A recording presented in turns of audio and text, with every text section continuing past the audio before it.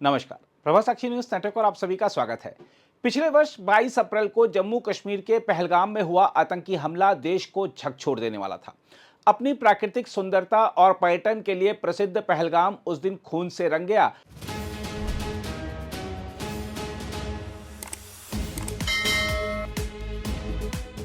जब पाकिस्तानी आतंकियों ने 26 निर्दोष लोगों की हत्या कर दी।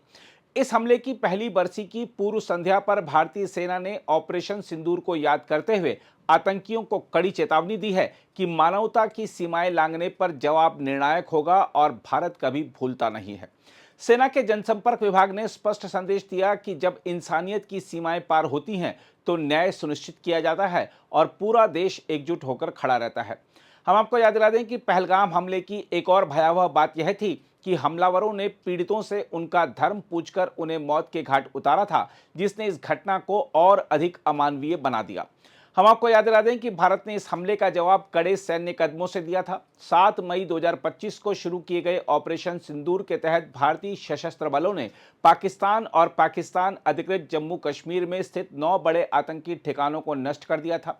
इन ठिकानों में लश्कर ए तैयबा, जैश मोहम्मद और हिजबुल मुजाहिदीन जैसे संगठनों के अड्डे शामिल थे।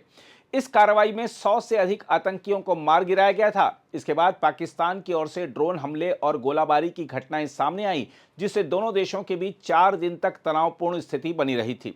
भारत ने मजबूती से जवाब देते हुए लाहौर और गुजरांवाला के पास स्थित रडार ठिकानों को नष्ट कर दिया था। भारी नुकसान के बाद पाकिस्तान के सैन्य संचालन महानिदेशक ने भारत से संपर्क किया और 10 मई को संघर्ष विराम पर सहमति बनी थी।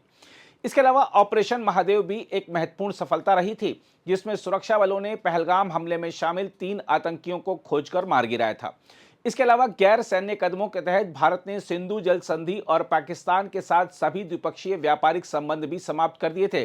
पहलगाम हमले के बाद भारत में रह रहे पाकिस्तानी नागरिकों को भी तत्काल प्रभाव से देश छोड़ने का आदेश दे दिया गया था। उस समय प्रधानमंत्री नरेंद्र मोदी ने स्पष्ट कहा था कि भारत पर किसी भी आतंकी हमले का मुंहतोड़ जवाब दिया जाएगा और आतंक को समर्थन देने वाली सरकार तथा उसके संचालकों में कोई अंतर नहीं किया जाएगा। रक्षा मंत्री राजनाथ सिंह भी लगातार कहते रहे हैं कि ऑपरेशन सिंदूर अभी समाप्त नहीं हुआ है और आवश्यकता पड़ने पर आगे भी कार्रवाई जारी रहेगी। हम आपको यह भी बता दें कि थल सेना प्रमुख जनरल उपेंद्र द्विवेदी ने इस ऑपरेशन को तीनों सेनाओं के बीच उत्कृष्ट समन्वय का उदाहरण बताया था। उन्होंने कहा था कि स्पष्ट राजनीतिक निर्देश और कार्रवाई की पूरी स्वतंत्रता के कारण यह अभियान सफल रहा था। वायुसेना प्रमुख air chief marshal Amarpreet Singh ने भी इसे एक निर्णायक क्षण बताया, जिसने वायुसेना की सटीकता, ताकत और एकजुटता को प्रदर्शित किया। वहीं नौसेना प्रमुख एडमिरल दिनेश के त्रिपाठी ने कहा था कि उत्तरी अरब सागर में तैनात युद्धपोत समूह ने पाकिस्तान की नौसैनिक गतिविधियों को सीमित कर दिया था। देखा जाए तो पहलगाम हमला केवल एक आतंकी घटना नहीं था, बल्कि यह मानवता पर हमला था।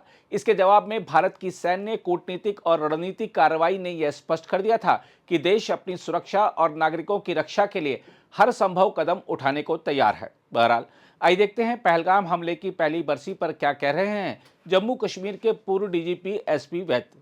देखिए, सुरक्षा भारत की सुरक्षा के लिए बहुत बड़ा चैलेंज है और ये जो खरगोश है, जिसका कोड नेम खरगोश है, हैरिस, ये बेसिकली पाकिस्तान का रहने वाला है, पाकिस्तान की खैबर पख्तूनख्वा का रहने वाला है और ये वहाँ कुछ जेल में था, कुछ चार्जेस इसके खिलाफ, he was facing some cases. इसको आईएसआई ने किस तरह से लश्कर तौयबा ज्वाइन करवाया और इन्फिल्ट्रेट भारत में करवाया, ट्रेनिंग और रेडिकलाइजेशन करके, और पिछले ये 2012 में अंदर आया था। लगभग 14 साल हो गए भारत में डिफरेंट स्टेट्स में ऑपरेट कर रहा है, जम्मू कश्मीर, पंजाब, हरियाणा, राजस्थान। और किस तरह से इसने फेक आइडेंटिटी अपनी क्रिएट की, एक सजाद नाम से राजस्थान में, और वहाँ एक फेक मैरिज सर्टिफिकेट के आधार पर इसने पासपोर्ट, फेक इंडियन पासपोर्ट लिया और उसके बलबूते पे इस पूरे भारत में घूम रहा है, ऑपरेट कर रहा है। तो ये बहुत बड़ा सुरक्षा का चैलेंज। एक पाकिस्तानी लश्कर टेररिस्ट एक फेक पासपोर्ट इंडियन बनाकर, और वो आज ट्रेस होता है दोनों पुलिस फोर्सेस की मेहनत से सऊदी अरबिया में। तो ये देखने वाली बात है कि ये जो हमारा इतना स्ट्रिक्ट इमिग्रेशन है, वहां से अगर फेक पासपोर्ट था, तो कैसे यहां से ये गया, किस तरह से गया, तो ये देखने वाली, I think it's a very important aspect जो इन्वेस्टिगेटिंग एजेंसी को नेशनल लेवल की एनआईए या सीबीआई ये चीजें देखे कि कैसे वो गया। IB, immigration is done by the intelligence bureau. दूसरा, अगर फेक आइडेंटिटीज बनाई हैं एक पाकिस्तानी टर्नर, उसकी वेरिफिकेशन कैसे हुई?